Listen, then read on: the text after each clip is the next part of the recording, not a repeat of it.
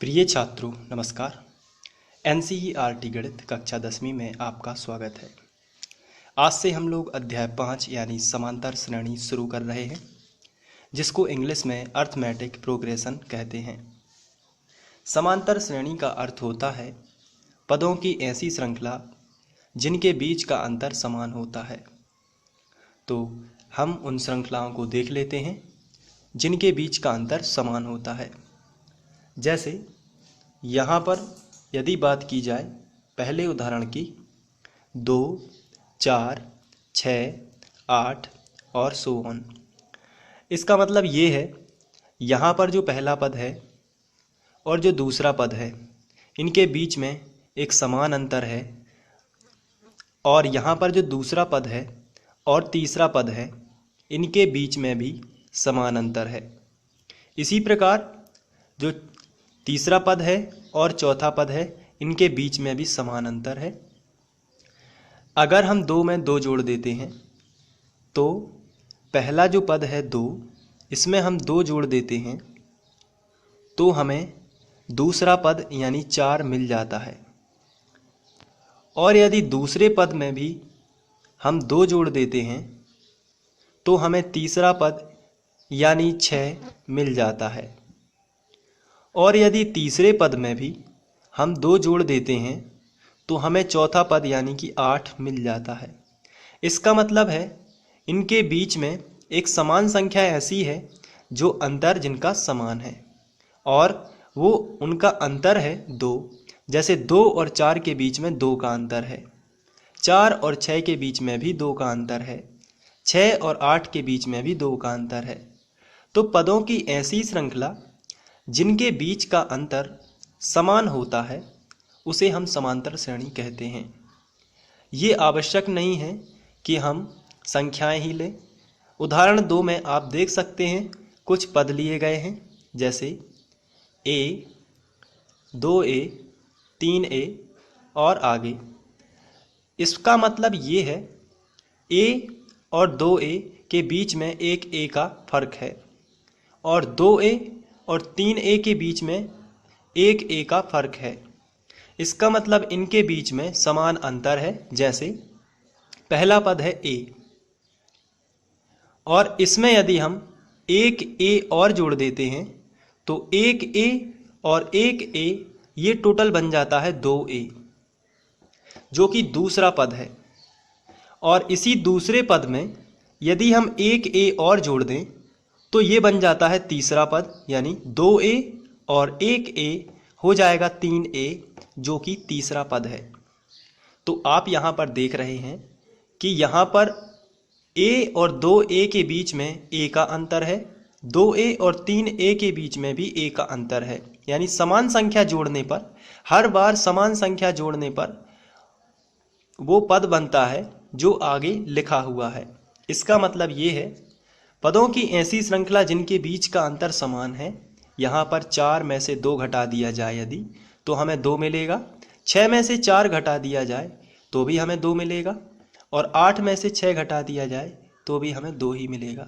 और इसी को हम कहते हैं सार्व अंतर। तो आइए अब हम प्रथम पद और सार्व अंतर के बारे में जान लेते हैं।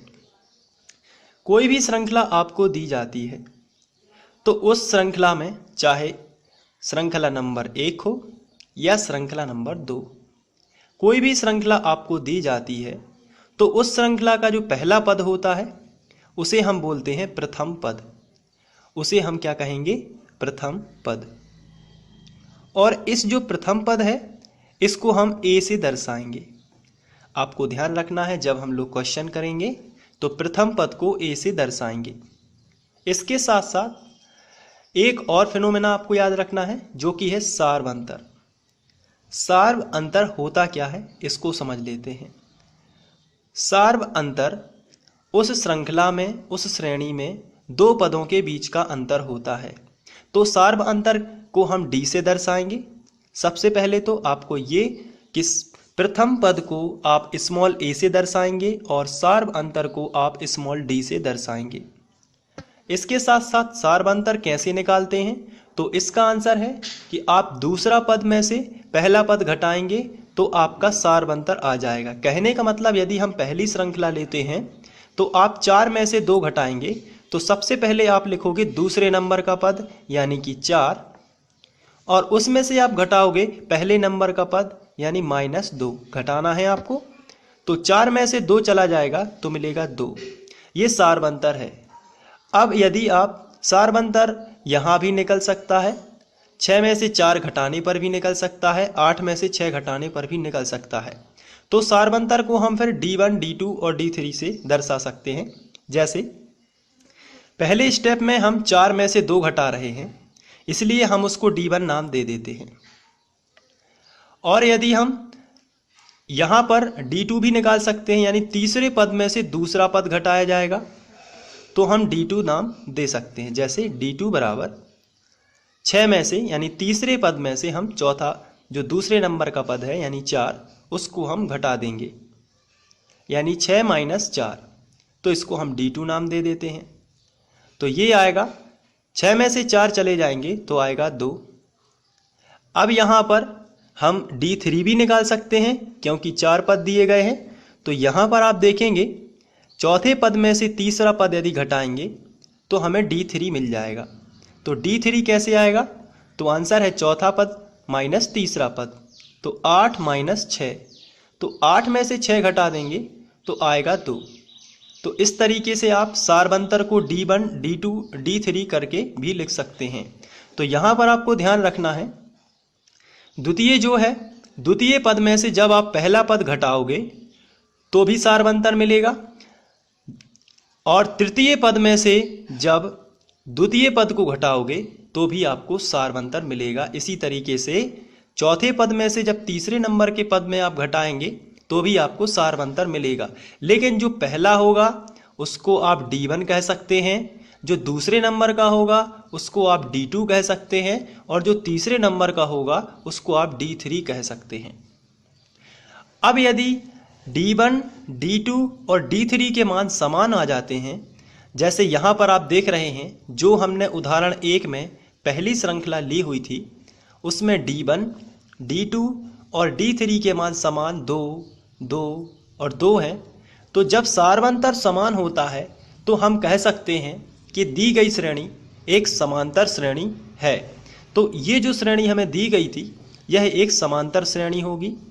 इसी तरीके से जो दूसरा उदाहरण दिया गया है इसको हम अलग से लिख लेते हैं। सबसे पहले A, 2A, 3A, 4A और इसी तरीके से आगे।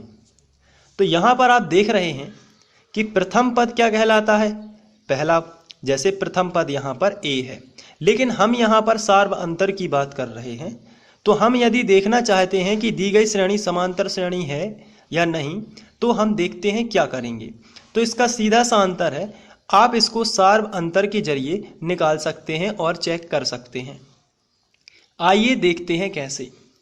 सार्वअंतर में आप सबसे पहले आप D1 निकाल लीजिए। D1 क्या कहलाता है? मैंने आपको अभी बताया है। दूसरे पद में से पहला पद घटाइए D1 आ जाएगा, तीसरे में से दूसरा घटाइए D2 आ जाएगा, और चौथे में से तीसरा घटाइए D3 आ जाएगा। तो D1 कैसे आएगा? तो आंसर है दूसरे पद में से यानी 2A में से ये पहला पद यानी -A कर दीजिए। तो 2A - A तो बचेगा केवल A। 2A में से एक A चला जाएगा तो केवल एक ही A बचेगा। अब हम D2 निकाल लेते हैं। तो D2 का फॉर्मूला होता है तीसरे पद में से दूसरा पद घटा देना, यानी 3A - 2A। तो ये घटाएंगे तो 3A में से 2A चले जाएंगे तो केवल एक ही A बच जाएगा। 3A - 2A तो केवल एक A ही बच जाएगा। इसके बाद हमें यहाँ तक तो पता चल गया कि समान अंतर हैं, इसलिए यहाँ तक की श्रेणी समांतर श्रेणी है। तो आखिरी वाले को भी हम चेक कर लेते हैं। D3 बराबर चौथा पद माइनस तीसरा पद यानी 4A - 3A। चौथे पद में से तीसरा पद चला जाएगा, 4A - 3A, तो फिर से एक बार 4 में से 3 चला जाएगा तो एक A ही बचेगा। तो इस तरीके से आप देख रहे हैं D1 का मान भी A है, D2 का मान भी A है, और D3 का मान भी A है। तो यहाँ पर सार्व अंतर जो है वो हर जगह समान है, इसलिए दी हुई श्रेणी एक समांतर श्रेणी है। आइए कुछ और बातें जान लेते हैं। जैसे यहाँ पर हमें एक प्रश्न दिया गया है और यदि आपसे कहा जाए कि ज्ञात कीजिए क्या एक समांतर श्रेणी है, तो इसके लिए आपको क्या करना है, इनके बीच का अंतर देख लेना है कि समान है या नहीं। जैसे यहाँ पर 4, 8, 12 और 16 देखने से पता चलता है कि समान अंतर है, लेकिन इसको करते कैसे हैं? तो यहाँ पर जो पहला पद लिखा है ये कहलाता है सार्व अंतर, ये कहलाता है प्रथम पद। तो इसको हम लिखेंगे प्रथम पद, और प्रथम पद को हम किससे दर्शाते हैं? तो आंसर है प्रथम पद को हम A से दर्शाते हैं। तो A बराबर कितना आएगा? 4। तो हमेशा याद रखना है आपको प्रथम पद कितना होता है? 4।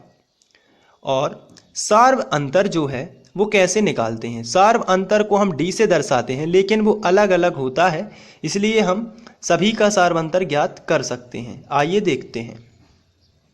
सार्व अंतर को यदि हम पहला सार्व अंतर निकालना चाहते हैं तो D1 लिखेंगे।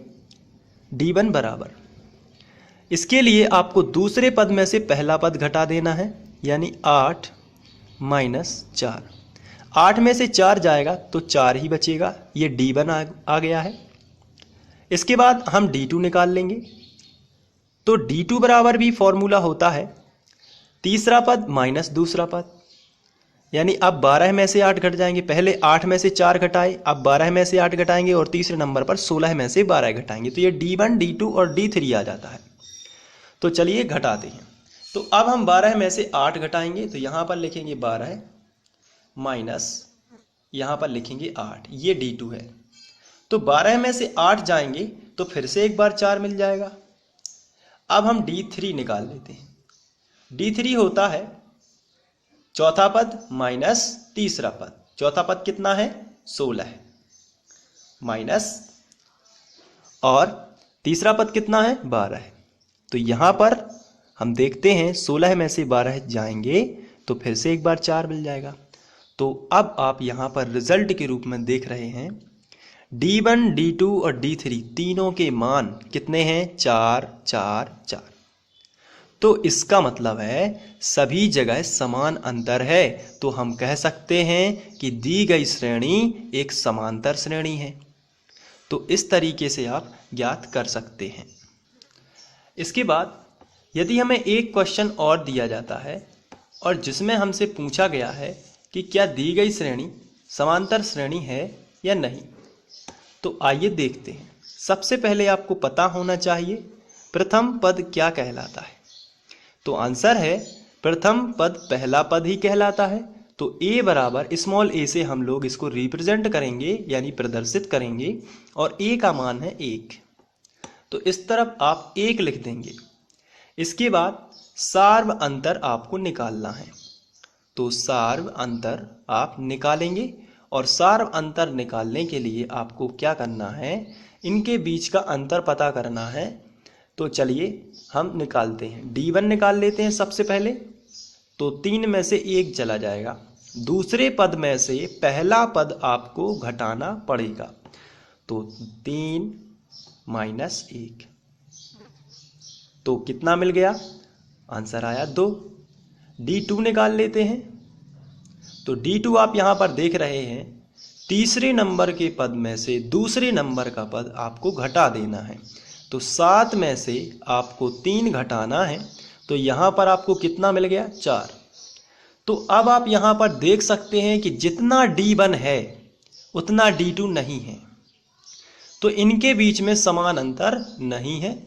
तो यहाँ जो D1 है वो बराबर नहीं है D2 के, इसलिए दी गई श्रेणी एक समांतर श्रेणी नहीं है।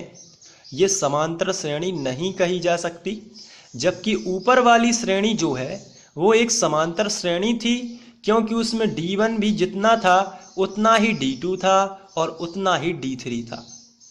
तो इस तरीके से आप समांतर श्रेणी, प्रथम पद और सार्व अंतर को समझ चुके होंगे। अब इस आधार पर हम आगे के क्वेश्चंस को हल कर सकते हैं।